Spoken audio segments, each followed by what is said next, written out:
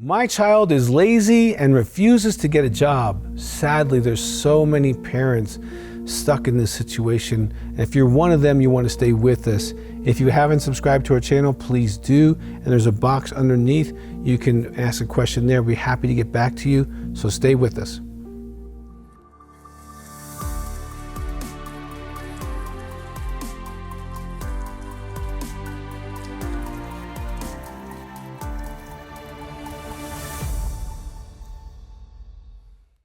My child is lazy and refuses to get a job. You know, that's a real new phenomenon, really, where because of the luxury that the middle and upper class parents can provide, a child can stay at home from 18 to 35 or 40. Now, if you're really wanting them to get a job, we need to find out what's going on with them. So number one, yes, they could be depressed. If they're depressed, there's different reasons why they're depressed. So go get them to get their thyroid checked. Go get them to get their hormones checked, because those could be factors. That's something you can ask them to do. Now, that's probably not why they don't get a job, because there's lots of millions of depressed people who work every day. Okay? Now, you are positively rewarding them with shelter and comforts.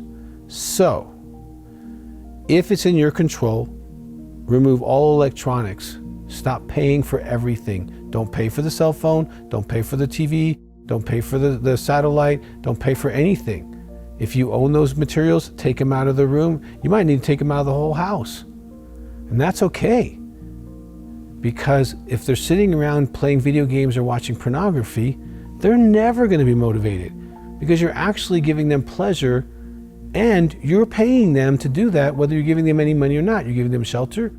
You're teaching them no responsibility. And that's something that now you might need to deal with. Now, we have a great book called The Parent Prodigal Process.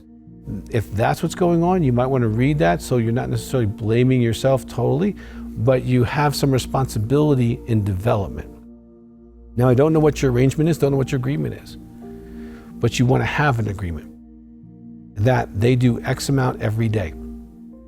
Whether they look for a job 2 hours a day, they clean the house 2 hours a day, they cut someone else's grass, they volunteer at the church, the synagogue, the political organization of your choice, whatever. They have to be out of the house from this hour to this hour, 8 to 12, 12 to 4, either way, half of it, they have to be out of the house. Okay, that's a great start, because they have to figure out what to do with their time. Or go exercise, that's good for you. But it's totally okay if you have them in your house to say, listen, to be in this house, your rent is 4 hours of volunteering every day, 5 days a week. If you don't want to make any money, okay, but you have to be of service.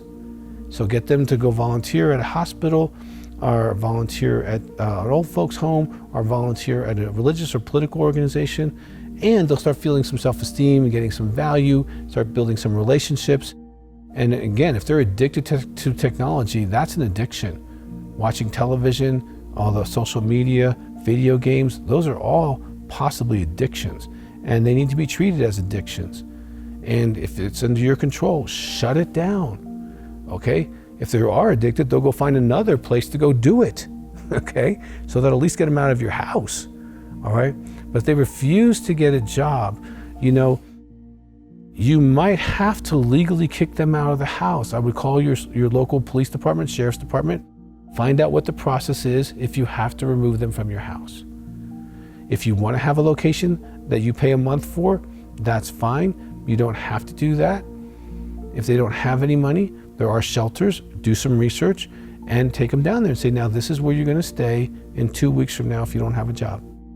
I already called the sheriff. He's going to come, he's going to take your stuff, and he's going to put it in a storage unit, and we're going to pay for that unit for 30 days, 60 days, whatever you want to agree on, but you're not going to live here. Okay, so this is the homeless shelter. Here's how you get here, all right? And if you're providing car insurance, if you're providing gas money, you are enabling an addict. Okay, you need to stop enabling. If it feels like they're a prodigal to you, get in a parent prodigal group. If you feel you need counseling, get in counseling. Okay, this is now a systemic problem. This is probably a great problem in your marriage, Because I'm sure one of you is like, this kid needs to get moving, and the other one's, well, we got to love him and take care of him or her. And, okay, now it is possible they've been sexually abused, abandoned in some way, or injured and traumatized that you don't know about. Get them into counseling. That's fine. That can be a condition for them staying as well. However, it's okay for you to do some tough love here.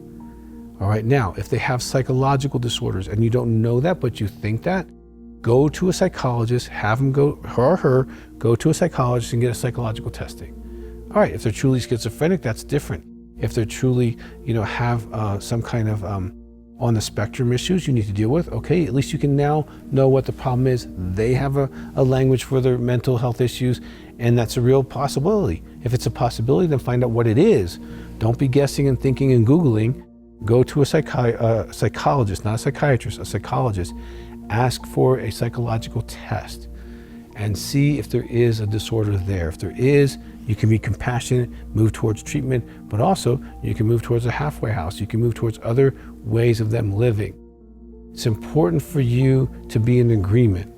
So if you're not in agreement on how to deal with this lazy child, okay, you need to get to a counselor or a spiritual leader and talk this through, get a plan, and be in agreement, okay?